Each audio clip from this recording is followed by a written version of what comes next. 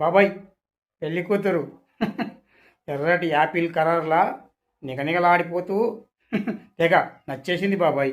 తెగ నచ్చేసింది. కానీ నాకు ఒక డౌట్ ఉంది బాబాయ్. అడిగితే ఏమనుకుంటారో ఏమో అని డౌట్గా ఉంది. మరి అడిగేయమంటావా బాబాయ్? అడిగేస్తున్నా, ఏమీ అనుకోవద్దు. మళ్ళీ ఆ తర్వాత పెళ్లి కూతురు ఏమైనా ఫీల్ అయిపోతుందో ఏమో. ఏమండి, మీరు నాకు తెగ నచ్చేశారు. నేను బ్యాంక్ మేనేజర్ జాబ్ చేస్తున్నాను. నెలకు ₹1,00,000 జీతం. మిమ్మల్ని పువ్వులో పెట్టి చూసుకుంటాను. కానీ నాకు ఒక డౌట్ అండి. మీరు ఫ్రెష్ అని ఒక్కసారి మీ నోటి నుంచి చెప్తే ఇక పెళ్లి ముహూర్తాలు పెట్టించుకుందామండి.